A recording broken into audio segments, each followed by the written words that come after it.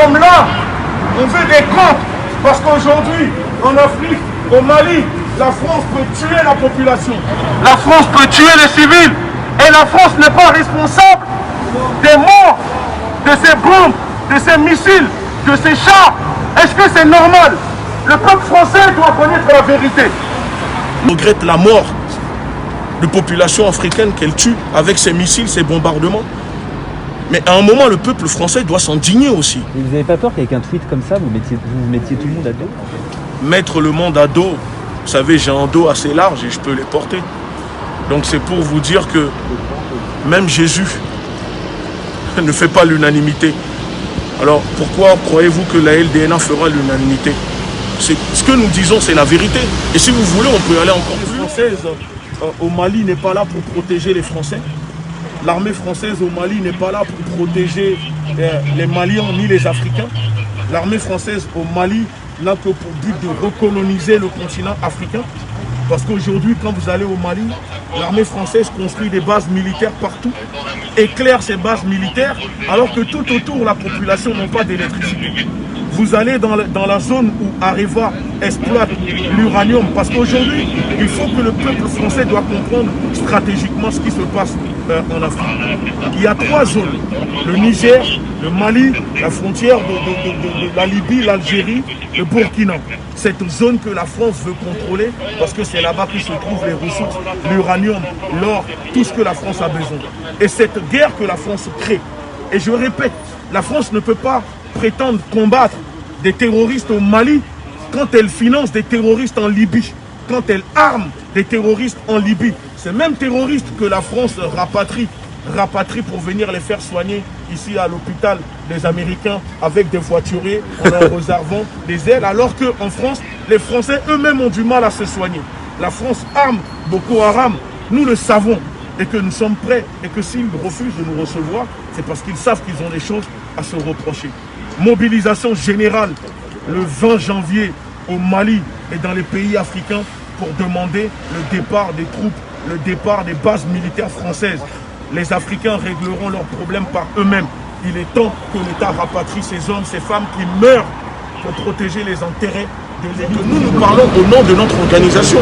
Nous ne sommes pas le président ni le porte-parole des Noirs de France ni des Africains. Nous parlons au nom de notre organisation et donc de nos 100 000 adhérents que compte la LDNA physiquement. Donc c'est au nom de nos adhérents, de notre organisation, qu'on s'exprime. Parce que nous aussi, nous sommes des Africains. Et si les autres veulent rester des victimes consentantes en regardant la France, l'État français faire tout et n'importe quoi, sans être inquiétés, c'est leur problème. C'est pas la mort de leur enfant. Mais on peut leur dire nos condoléances, mais oui, on ne regrette pas. Nous, on ne connaît pas ces familles, on ne regrette pas que des soldats envoyés par l'État français tués dimanche. Ces 2 soldats français sont envoyés au Mali pour faire quoi? Mais quel terrorisme? Quel terroriste? Les terroristes que la France finance, les terroristes que la France arme. Mais attendez, vous nous dites que l'État français envoie des militaires pour aller combattre des terroristes. Les terroristes qui quittent la Belgique pour venir égorger des Français ici en France.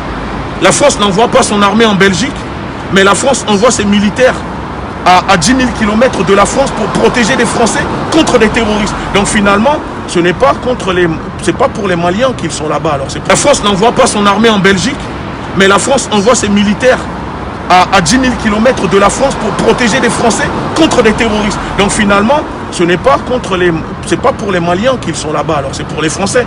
Il faut savoir. C'est pour protéger les Maliens, c'est les premières victimes du terrorisme. Donc 5000 soldats peuvent sécuriser un pays qui fait 3-4 fois la France. Du coup, vous voulez plus de soldats français au Mali? Non, on ne veut pas plus de soldats français au Mali. La France est partie à l'ONU prendre une résolution pour intervenir au Mali. L'objectif de l'armée française, c'était d'aider l'armée malienne, appuyer l'armée malienne à reprendre son rôle, le contrôle de ces zones perdues. C'est pour ça que la France est partie chercher une résolution. Les casques bleus sont au Mali pour aider l'autorité malienne à remettre, à implanter son autorité sur les zones qu'elle a perdues. Sauf que ce que nous constatons, aujourd'hui, vous allez au Mali, parce que j'étais au Mali, je suis resté 1 mois au Mali. Je parle, je sais de quoi je parle. Je suis allé au Mali 1 mois. J'ai rencontré les acteurs, les hommes politiques. Je suis allé dans ces coins. J'ai vu de moi-même.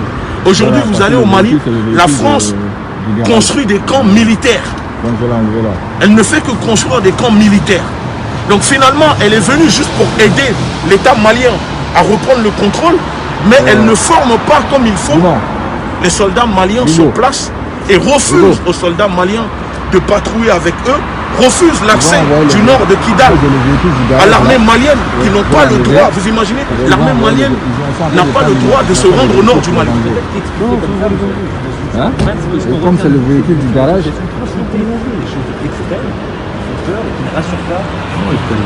D'accord. On ne peut pas être plus extrême qu'un pays qui possède des rafales, des avions de chasse, des têtes nucléaires, des missiles, des chars, et qui bombarde des populations. Est-ce qu'on peut être plus extrême que l'État français? L'État français est un État terroriste, négrier, esclavagiste. La France est un État négrier. Les massacres de Tyrol, jusqu'à aujourd'hui, les familles n'ont pas été dédommagées. Alors, oui, nous ne pensons pas, nous persistons et nous signons. La France, l'histoire de la France, c'est construire sur quoi? Oui, en juin dernier, vous aviez dit lors d'une manifestation que la France était un État esclavagiste négrier, donc vous ne retirez pas ces propos. Nous ne retirons pas ces propos. Et si on doit nous ramener devant la justice, on assumera. On assume. Et c'est vrai, on peut le démontrer. Est-ce que c'est faux? En quoi la France est un État esclavagiste? En quoi la France est un État esclavagiste et négrier? C'est un terme très fort.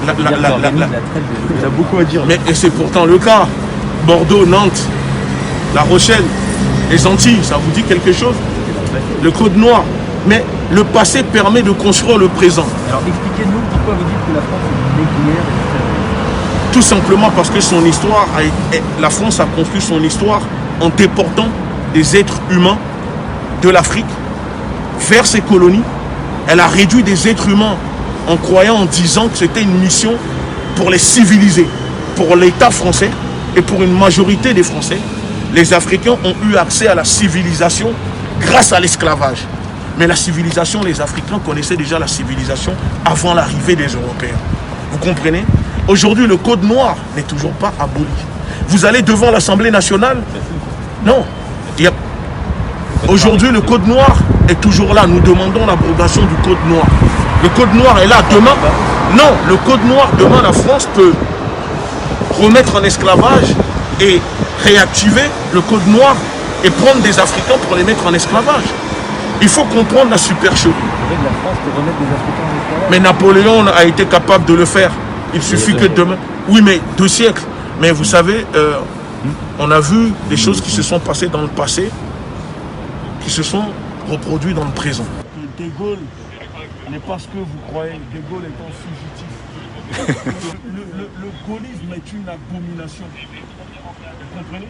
C'est le gaullisme qui empêche l'évolution de la France aujourd'hui. Tous les présidents qui sont arrivés après De Gaulle sont des hybrides de De Gaulle.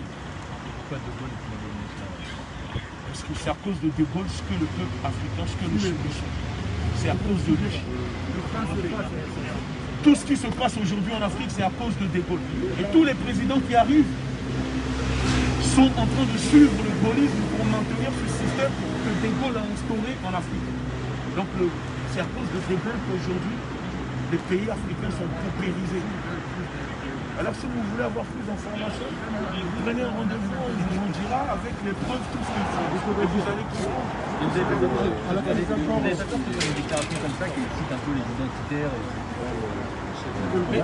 mais s'ils ne connaissent pas leur histoire, c'est leur problème. Tout à l'heure, je vous ai dit que j'ai la carte d'identité française, je suis français, mais que ça ne voulait rien dire. Et je vous ai dit, dans ce pays, il y a des royalistes. Vous m'avez dit oui, c'est compris. C'est compris. Mais d'autres personnes qui ne connaissent pas l'histoire de ce pays ne comprendront pas. Mais vous avez compris pourquoi je vous ai dit, ça ne veut rien dire être français, parce que dans ce pays, il y a des royalistes. D'accord? Je ne sais pas comment vous expliquer. Si une partie du peuple français ne connaît pas son histoire, on peut leur apprendre. On peut faire des échanges d'histoire et apprendre l'histoire de la France et leur faire comprendre que ce pays, c'était des royaumes qui s'entretuaient. le royaume normand, breton, etc.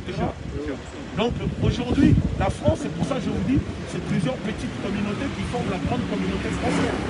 Donc reconnaissez l'identité afro-française, afro-européenne des gens qu'on refuse, qu'on étouffe. Parce qu'on a une histoire, on a une identité. Ce n'est pas parce que nous sommes français. C'est du communautarisme. Ce n'est pas du tout. Mais qu'est-ce que vous appelez par le communautarisme? Au Mali, les Français qui vivent au Mali vivent entre eux. En France, quand vous dites reconnaître l'existence des minorités, Vous dites la communauté asiatique, non? Est-ce que ça existe la communauté asiatique? Oui ou non? La communauté juive, vous l'avez dit vous-même. Mais alors pourquoi nous on n'a pas le droit de dire la communauté noire? Mais voilà. Est-ce que le communautarisme, le code pénal interdit d'être communautaire? Nous sommes communautaires, mais on n'a pas la haine, on ne rejette pas les autres. Sinon vous ne serez pas là en train de parler avec nous. Être communautaire veut dire quoi? On nous a mis de côté, d'accord? On nous stigmatise, on nous déshumanise. Alors, puisque être noir dans ce pays, pour trouver un travail, il faut ramper, pour trouver un logement, il faut supplier. On va s'organiser entre nous et on ne demande plus rien à l'État. Et ça même, ça dérange.